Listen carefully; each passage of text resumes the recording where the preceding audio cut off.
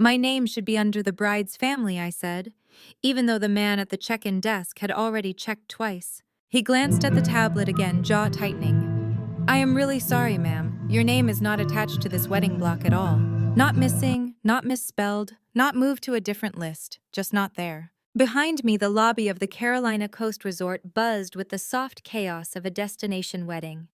Luggage rolling over polished floors, laughter drifting from the bar, a flower girl twirling in a white dress while her mother tried not to spill her drink. I stood there with my suitcase, my garment bag, and a pale blue envelope I had been guarding for months, feeling like someone had quietly erased me. I'm sure it is a mistake, I said more to myself than to him. My sister is the bride. He offered the same sympathetic smile I had seen 100 times in my life, the one people wear when they witness a small injustice they cannot fix. You can call her if you like. We will hold your bags here. So I stepped away from the line near a window where the ocean flashed silver under a cloudy sky, and I called my sister. She picked up on the third ring, breathless and bright like she had just been laughing. Hey, Lena, what is up? I am kind of in the middle of something. They cannot find my name, I said, at the front desk, for your wedding. Silence, not the shocked kind, the calculating kind. Then she sighed.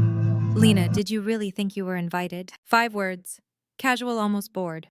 Did you really think you were invited? In that moment, every Christmas where I watched her open the expensive gifts, while I unwrapped something practical, every Thanksgiving dinner where my chair felt 1 inch farther from the center of the table, every birthday forgotten, because someone had to celebrate her promotion instead, all of it lined up in one clean, brutal row. I bought a ticket. I booked a room, I said, because logic was all I had left. Well, I asked Mom and Dad, and we agreed it would just be less complicated without you there, she said.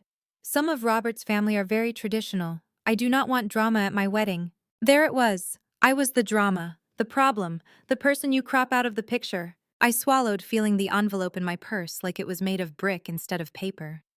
Got it, I said. Thanks for clearing that up. I hung up before she could. Then I walked back to the desk, took out the pale blue envelope, and set it gently on the polished wood. Could you make sure the bride gets this after the ceremony, I asked. Of course, he said. I will put it with the other special deliveries. He had no idea that envelope contained paperwork that would have handed my sister a beachfront house worth several $1,000,000. No idea that by the time she opened it, the keys to that mansion would already belong to someone else entirely. Before I tell you exactly what was inside that envelope, I want you to do something for me. Picture the most painful moment of betrayal you have ever felt from your own family. Hold it gently in your mind. That feeling is where my revenge started. My sister's name is Haley. Growing up in our little town of Maple Harbor, she was the kind of girl people built stories around. Pretty in a way that photographed well at every angle. Cheerful, agreeable, easy to introduce at church potlucks and neighborhood barbecues. If you asked my parents, they would have said they loved us both the same. They would have pointed to the matching Christmas pajamas and coordinated family photos as proof. But love can be equal, while approval is not, and approval was the currency in our house. Haley earned it without effort. She brought home straight A report cards and varsity letters. Teachers called her a natural leader. At Thanksgiving dinner, relatives took turns asking about her college applications and future in marketing, as if her life were a catalog they could all browse through. I was different. I was the kid who took apart broken radios just to see how they worked, the one who painted murals on cardboard instead of practicing piano. When I brought home a crooked clay bowl from art class, my parents smiled and said it was cute, then moved it behind the good dishes. When Haley brought home a certificate, it went straight onto the living room wall. The first time I really noticed the imbalance, I was 13. Grandma Rose had sent us each a card with a little bit of birthday money inside. Haley's envelope held 3 crisp bills. Mine held 2, and a note that said, "You are so creative, sweetheart. I hope you find something small and fun to buy." Haley joked that Grandma liked her better. I laughed along because what else was I supposed to do? But that night, lying awake, the math bothered me more than it should have. It was not the extra money. It was the quiet message underneath: one of you is an investment. The other is a sweet distraction. Over time, I learned to shrink my reactions. When Haley's promotion at her high school job was celebrated with a family dinner out, I kept my mouth shut about the fact that I had just been named Employee of the Month at the diner where I washed dishes after school. Who cared if the manager thought I was reliable? There was no framed certificate for that. Mom used words like practical when she talked about my future. You need something steady, Lena. Not everyone can be a star. Some people just need security. Haley was never told to be realistic.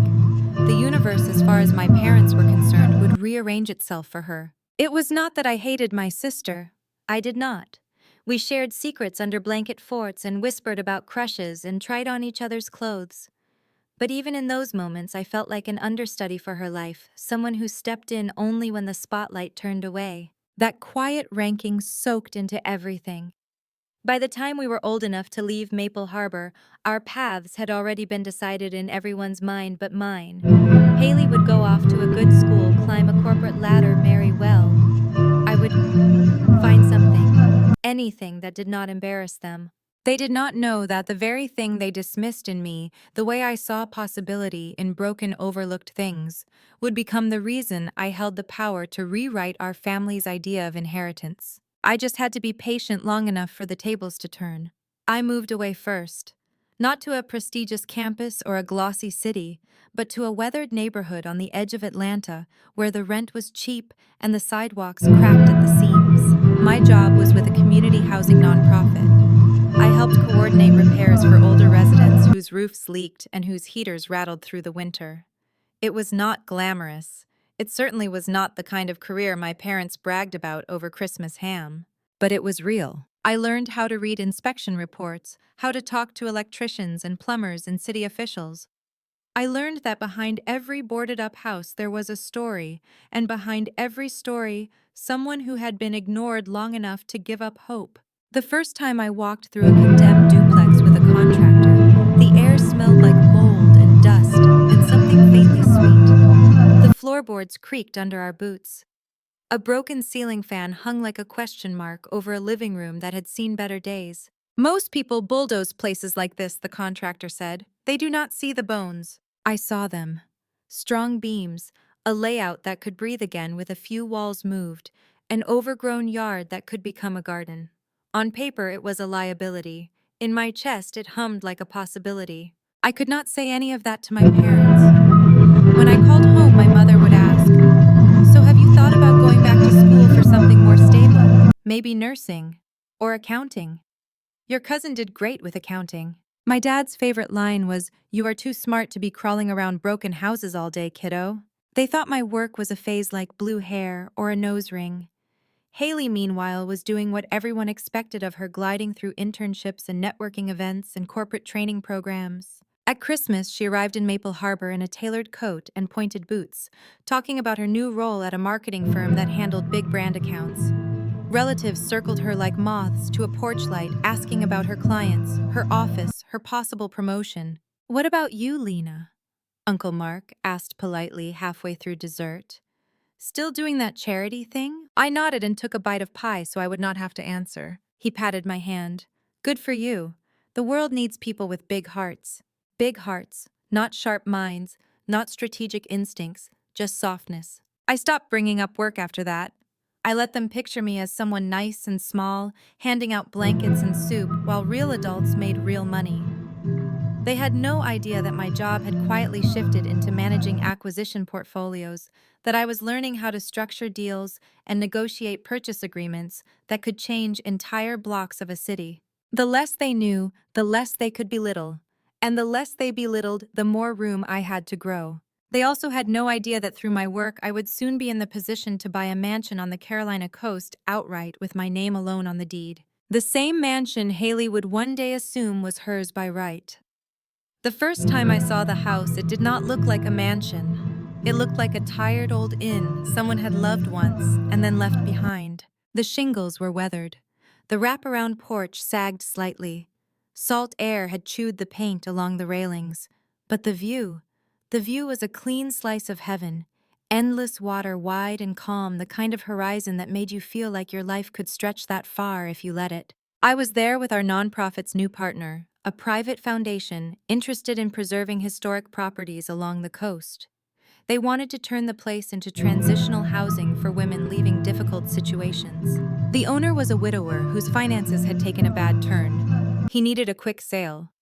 The foundation needed someone who could navigate the delicate mix of compassion and hard numbers. That someone was me. I spent weeks living and breathing that property, walking through every room with inspectors running cost projections, sitting in the kitchen with the owner while he told me about the summers when families filled every room and kids tracked sand through the halls. By the time the deal closed, I knew the house better than I knew my own apartment.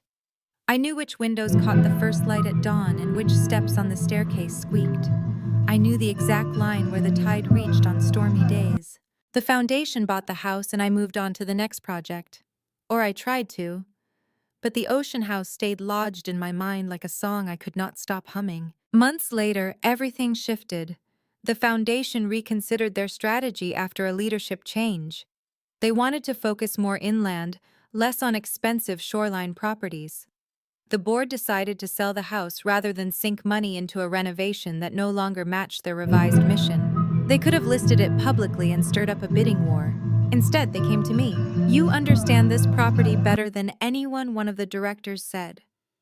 "If you are interested, we would rather see it in your hands than in those of some developer who will turn it into luxury condos." We negotiated a fair price structured around the original acquisition and the work already done. The final contract felt like a quiet miracle. When I signed the papers, my hands trembled just enough to make my signature a little messier than usual. I did not tell my family. I did not send a picture of the house to the Maple Harbor group chat. I did not post a single photo online. Instead, on a cool autumn afternoon, I drove down alone and walked through the front door with a key that belonged only to me. I stood in the empty foyer and listened to the ocean crash and roll just beyond the glass doors. For the first time in my life, I had something big, something undeniable that had nothing to do with their approval. I thought about renovating slowly, maybe living there eventually. I also thought about Grandma Rose and how she used to talk about wanting one last big thing that would actually help people, not just make a nice picture for a Christmas card.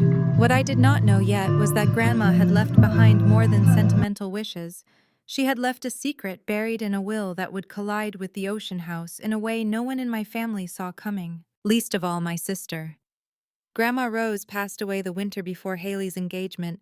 Snow fell in thin, nervous sheets over Maple Harbor, more slush than sparkle. The funeral was simple. Hymns, ham sandwiches, stories that painted her as soft and sweet like the sugar cookies she used to bake. Only a handful of us knew there was steel under all that sugar. 2 weeks after the funeral, I got a call from a law office in town. I assumed they were settling her modest estate, splitting a small savings account and a few heirlooms between the grandchildren. Instead, I sat across from a gray-haired lawyer in a paneled office while he slid a slim folder toward me. "Your grandmother executed a second will a few years ago," he said. "She named you as the executor of a small charitable trust." I blinked. "Me, not my parents." He shook his head. "Her relationship with them was complicated. She felt they valued appearances over substance. She wanted someone who understood what it meant to actually help people, not just talk about it." Inside the folder were papers outlining a trust funded by the sale of Grandpa's old workshop property money that had never shown up in the version of her estate my parents knew about. The trust's purpose was simple support housing and job training for women starting over after abuse or financial devastation. My chest tight, I traced the tidy lines of Grandma's signature. "She said you would know what to do with this," the lawyer added. "You can partner with existing organizations or create a new program. She left the structure flexible on purpose. She trusted your judgment." For the first time in my life, someone in my family had not just believed in me. They had built a legal structure around that belief. I kept the trust quiet. The grants I arranged folded neatly into projects we were already doing through my foundation work. No one needed to know my name was on any of it. When Haley's engagement announcement hit the family group chat a year later, my phone buzzed nonstop. Pictures of the ring, the proposal story, plans for a coastal wedding that would photograph beautifully. "We are thinking of a beach resort," Haley said when she FaceTimed me, flashing her hand at the camera. "Something elegant but relaxed. You know, classy." I did know. I also knew that the Ocean House could have been a dream wedding venue. The idea arrived like a warm light in my chest. What if I finished the renovations and gave the house to Haley as a wedding gift, not as a photo op, but as a real home, a place to start her married life? It felt like a way to bridge the gap between us, to rewrite the script where I was always the extra, the side character.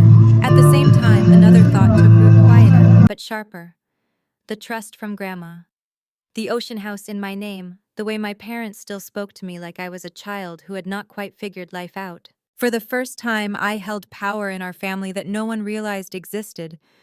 The power to decide where certain generational wealth and opportunity actually went. Haley assumed every good thing would eventually flow to her. She had been raised to believe that. But Grandma had slipped a different current under the surface. I just had not decided yet whether I wanted to use it to pull my sister closer or let the tide carry me away from all of them for good. Wedding planning turned my family into a full-time production crew. At least that was how it looked from the outside. My parents called me with updates that were really monologues about Haley's choices. The dress, the flowers, the seating chart. "We are keeping things intimate," my mother said one evening. "Only people who really matter." I laughed softly, hoping she would hear herself. She did not. The first real sign that I was not part of the people who really matter list came through a cousin. "Did you see the group chat name change?" she texted. "What group chat?" I replied. She sent a screenshot of a thread titled Haley's Big Day. Dozens of messages scrolled by about venues and color schemes and bridal shower themes. Near the top, my own mother had written, "So happy all of us are here to help our girl feel supported." All of us, just not me. When I asked Mom about it, she said, "Oh, that was just for some of the ladies working on decorations. You have your job and your causes. I did not want to bother you." Bother me? With my only sister's wedding? I bit back the words boiling on my tongue. The truth was, if I pushed too hard, I knew how it would be spun. Lena is jealous. Lena is sensitive. Lena always finds a way to make things about her. So I stayed on the edges, piecing together plans through accidental mentions. A dress fitting in the city I was not invited to. A cake tasting Haley posted about online tagged with half the family. Bridal shower photos where I was the only sister, shaped space missing from the group. At Thanksgiving dinner that year, the imbalance was so loud it felt like static. My parents had decorated their Maple Harbor house with engagement photos of Haley and Robert printed on glossy canvas. The table centerpiece was a floral arrangement in their wedding colors. Halfway through the meal, Dad stood to make a toast about this wonderful season of joy and new beginnings for our family. He talked about the wedding, about Robert's promising career at his father's company, about the future grandkids he could not wait to hold. He did not mention my work. He did not mention the fact that I had quietly overseen a project that kept dozens of families housed when a landlord tried to push them out. When he sat down, someone remembered that my birthday had been 3 days earlier. There was a flurry of surprised exclamations, then a pie with one crooked candle stuck in the middle, carried out as an afterthought. "Make a wish," Mom said. I looked at the happy couple across the table at their matching sweaters, and the way everyone leaned toward them, and felt something shift in me. I did not wish for inclusion. I did not wish for their approval. I wished for clarity, for the courage to act on it when it came. I left that night with a folder in my bag, papers from my lawyer, outlining options for the Ocean House. I had asked him what it would look like to donate the property into Grandma's trust, turning it into a long-term retreat and training center for older women starting over. "It is your house," he had said, "your choice." At the time, I still thought I would choose Haley, that I would hand her the keys and let the trust fund something smaller instead. But there is only so much quiet exclusion a person can swallow before it turns into something else. As winter crept toward spring, the Ocean House waited. I spent weekends there when I could, overseeing repairs. New roof, updated wiring, fresh paint in soft coastal tones.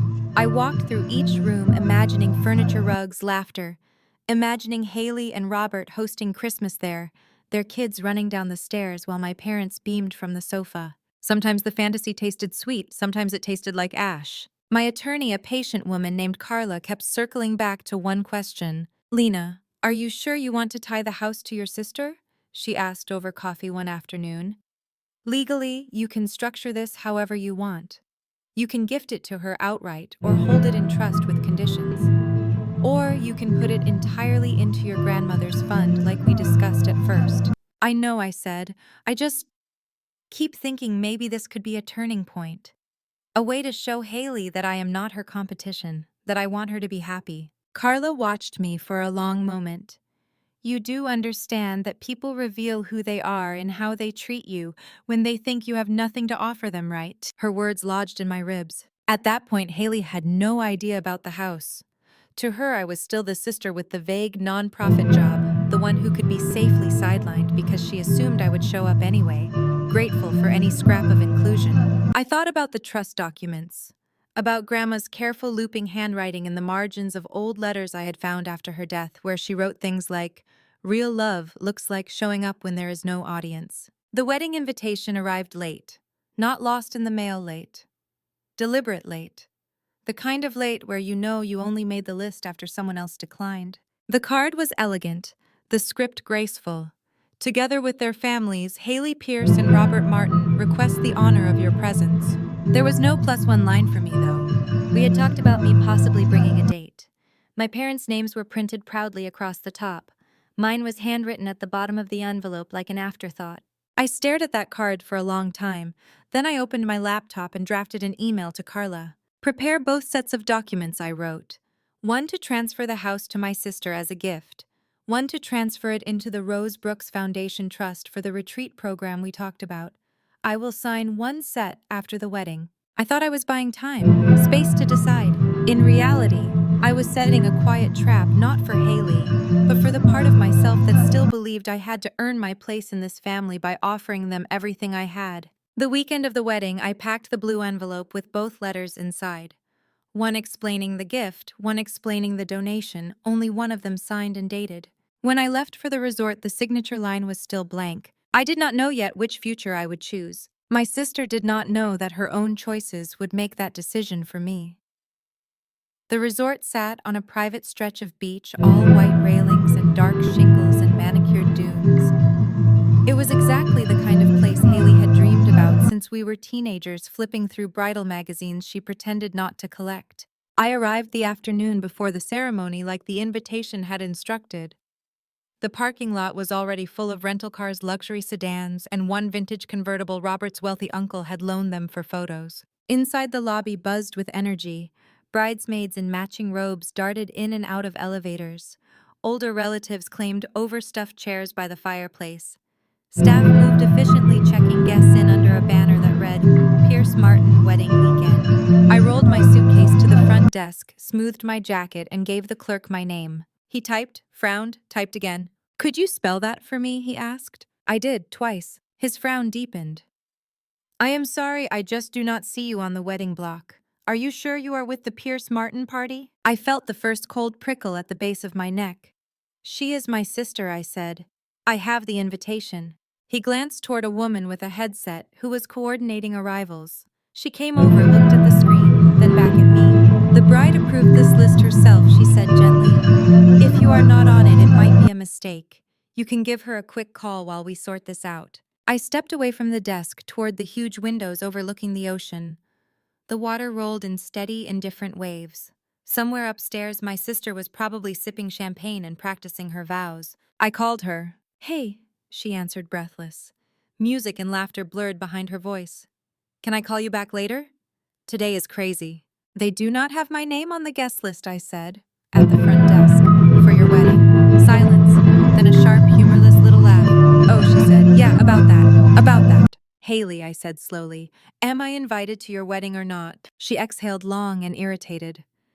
"Lena, you know how things are. Robert's parents are very particular. They want everything perfect, no stress, no surprises." "Am I a surprise?" I asked. "You can be unpredictable," she said.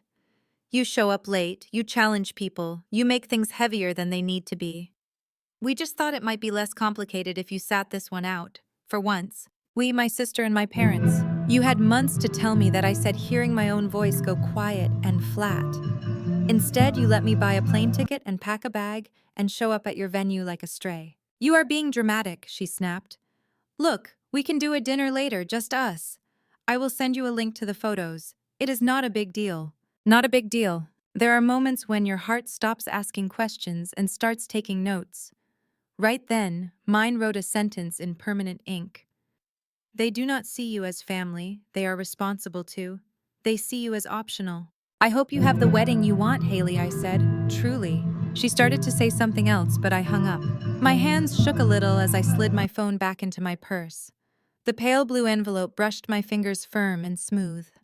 Suddenly, I knew exactly which version of the future I would choose. I walked into a quiet corner near a side table with a decorative lamp, pulled out a pen, and signed my name at the bottom of the letter that transferred the Ocean House into Grandma's trust. Date, full name, neat and steady. The other letter, the one where the house became Haley's, stayed unsigned. I sealed both inside the envelope with the donation paperwork on top. Then I walked back to the front desk and handed my sister the most expensive consequence of her life. I drove home that night instead of finding another hotel. 5 hours on dark highways with the radio off, just the sound of tires on pavement and the ocean still in my ears. On the passenger seat, my phone lit up occasionally with texts from relatives. So excited to see you tomorrow. What time are you getting in? I did not answer any of them. By the time I pulled into my apartment parking lot, my decision sat in my chest like a calm stone. The Ocean House was no longer mine. It belonged to the Rose Brooks Foundation, named after Grandma, designated as a retreat and training center for women over 50 starting over from financial or emotional ruin. Haley would not know that until after she got my envelope. The next morning, I left my phone face down on the kitchen counter and made coffee. I watered my plants. I went for a long walk, breathing in the crisp air and letting my anger settle into something more precise. The first voicemail came just before noon. "Lena, where are you?" It was my mother. "You are not in your room. They said you never checked in. Call me." Then Haley, "What the hell did you do?" Her voice cracked on the last word. I listened for a few seconds, then stopped the playback. More calls, more voicemails. I let them stack up like unread emails while I showered and changed into jeans and a sweater, the opposite of wedding attire. By late afternoon, my cousin Ava texted. "Are you okay?" she wrote. "Stuff blew up after your envelope." "What happened?" I replied, my fingers suddenly cold. She called instead of texting. So during the reception, they had this cute little thing where guests could drop cards into a box and they would open them later. But your envelope was different. The coordinator had put it aside because you labeled it for after the ceremony. Haley opened it in the bridal suite with some of us there. Ava paused. I could almost hear her choosing her words. She read the top page and went white. Ava continued. It was some kind of legal document, a deed transfer. It said something about a coastal property being donated to a foundation in Grandma's name, with your signature. And this huge valuation number. I mean, Lena, I had no idea you owned a house like that. I pictured Haley in her lace dress makeup, perfect hair pinned just right, holding the papers that proved the things she thought she deserved by default had not only existed, but had already slipped out of her grasp. "What did she say?" I asked. She kept repeating, "This was supposed to be mine," like it was obvious. Ava's voice softened. "Your mom started demanding answers. Your dad yelled about how you had gone behind the family's back. Robert looked like he wanted to crawl under the floor. Some of his relatives were there too. Someone looked up the foundation website on their phone, and Lena, your name is all over the board of directors." Of course it was. Transparency is built into charitable work. "They realized you had the power to give that house to Haley," Ava said, "and you chose not to. Your mom called it petty. Your dad said you were punishing them." "Maybe I finally stopped punishing myself," I said quietly. There was a pause. "They are saying you ambushed her," Ava said, "that you embarrassed the family in front of Robert's people. His dad is furious. Apparently there was some talk about how this might make them look unstable to investors at the company. Family drama, betrayal, inheritance, image, company, all colliding in one overheated bridal suite. "Thanks for telling me," I said. "Are you okay in the middle of all that?" "I am fine," she said. "I just wanted you to know that not everyone thinks you are the villain here. Some of us saw what they did to you for years. This feels like karma finally cashing a check." After we hung up, I sat in the quiet of my living room and looked at my phone. Missed calls, dozens of messages. Haley's last text glowed at the top. "How could you do this to me?" I typed a reply, then deleted it. There was nothing I could say that would make her see that what hurt her was not that I had a house and gave it away. It was that she had been so sure I had nothing of value to offer that she did not bother to treat me like someone who mattered. And that more than any deed or dollar amount was the real betrayal. The following week, my parents showed up at my apartment unannounced. I watched them through the peephole for a long minute, my heart pounding a steady drum in my throat. Mom knocked again. "Lena, we know you're in there. Your car's outside. We just want to talk." Once upon a time, I would have opened the door out of reflex, desperate to explain myself, to smooth things over. This time, I leaned my forehead against the cool wood and stayed quiet. Dad's voice joined hers. "This has gone far enough. You embarrassed your sister. You blindsided us with this foundation nonsense. You owe us a conversation." I thought about all the times I had sat at that Maple Harbor dining table while they talked about Haley's promotions, her wedding, her future, as if my life were an optional side note. I thought about the way they had nodded politely when I tried to talk about my work, the trust the women whose lives were shifting because of it. I thought about Haley telling me I was less complicated out of her wedding pictures. There is a kind of revenge that looks like fireworks and explosions. Mine looked like silence, like a door that stayed closed. After a while, their knocking stopped. I heard Dad mutter something about ungrateful children. Their footsteps retreated down the hall. Later, Ava filled me in on the extended fallout. How some of Robert's colleagues had quietly questioned his judgment, wondering what it said about him, that his new bride came from a family willing to air their dirty laundry so publicly. How a pending promotion of his was quietly delayed while the higher-ups waited to see whether the drama would settle. It did not ruin his career, but it shook the image of effortless stability they had been curating. For people who cared so much about appearances, the crack mattered. At the same time, something unexpected happened.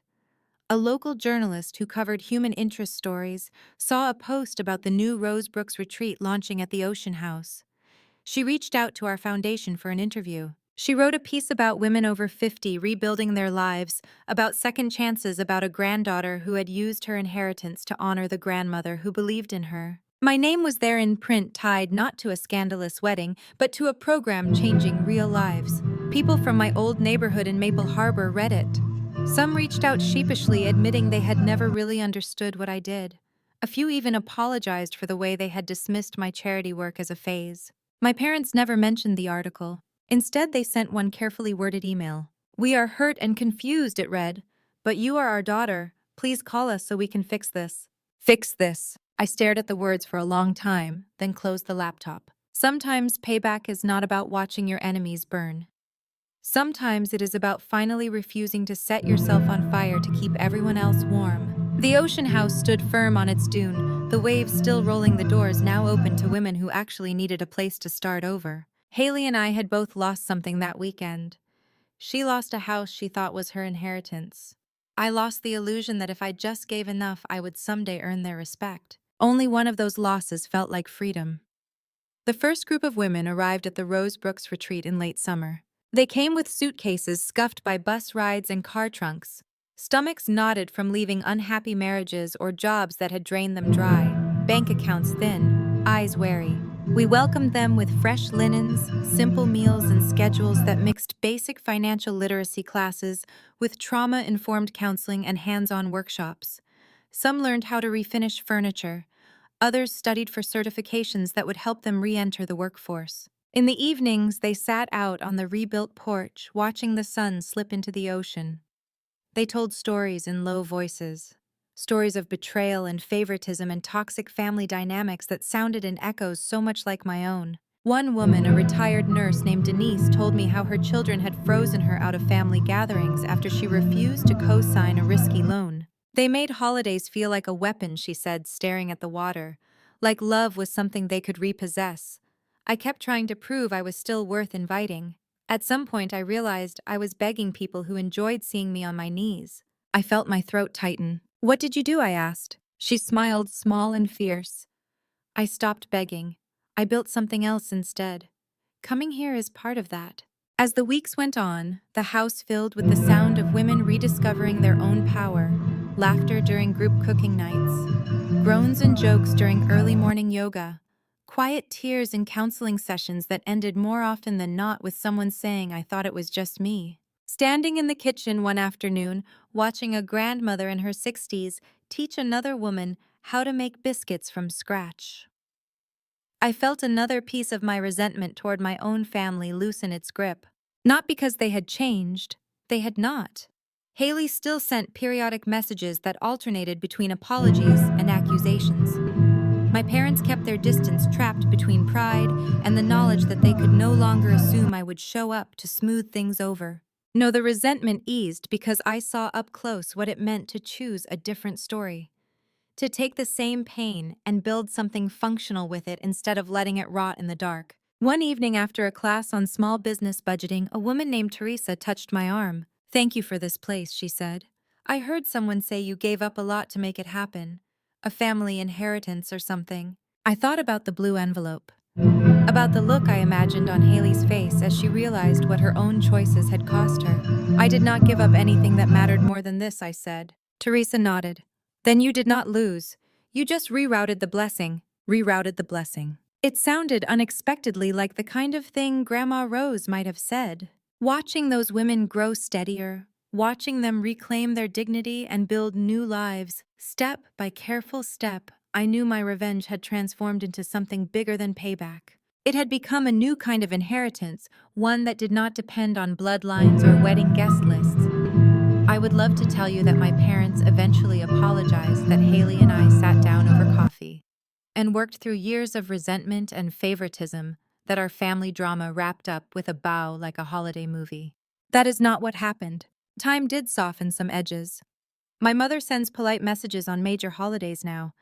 My father sometimes forwards articles about housing issues, his clumsy way of saying he has been paying attention. Haley and I trade the occasional text on our birthdays, neutral and careful. We are not close, we may never be. For a long time, that thought hurt more than I wanted to admit. Family is supposed to be your first refuge, your default setting. Walking away from that, even partially, felt like stepping off a cliff. But here is what I have learned. Sometimes the most powerful revenge you can take on a toxic family system is to build a life so full of integrity, purpose, and self-respect that their old narratives simply do not fit you anymore. I am not the extra anymore. I am not the unpredictable problem, or the sister you hide at the edges because you are afraid she will make people uncomfortable by telling the truth. I am the woman who saw injustice and refused to keep swallowing it. The woman who took an inheritance my family assumed would shore up their image and turned it into a lifeline for people who actually needed it. The tables turned quietly, not with shouting or public scenes, but with one firm signed decision in a blue envelope. Do I still feel the sting when I see photos from Haley's wedding pop up in my feed? The curated perfection of the day that did not have space for me sometimes. I am human. I remember the little girl who wanted to be clapped for too. But then I remember the face of Denise on the porch at sunrise, the laughter of Teresa in the kitchen, the way a new group of women arrive each season at the Rose Brooks retreat, shoulders hunched from years of being told they were too much or not enough, and leave standing a little taller, ready to claim their own second chance. That is my family now too, the kind you choose, the kind you build. If you are listening to this and something in my story feels uncomfortably familiar, I want you to hear this part clearly. You are not obligated to keep shrinking yourself to fit into a version of family that survives only when you stay small. You are allowed to walk away. You are allowed to reroute the blessing.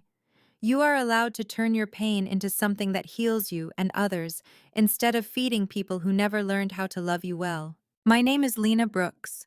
My revenge did not come from destroying my sister's life. It came from finally choosing my own. And if you have stayed with me all the way to the end, tell me in your own way that you are still here. Share this with someone who needs to be reminded that karma does not always look like lightning. Sometimes it looks like a woman quietly signing her name on a document that changes everything. If you want more stories like this about revenge, betrayal, and the hidden truths inside family drama, you know what to do. Keep listening, keep commenting, keep showing up for the people who refuse to stay silent. Because somewhere out there, another woman is standing at another check-in desk hearing someone say her name is not on the list. And maybe, just maybe, your story will be the one that gives her the courage to decide what to do with her own envelope.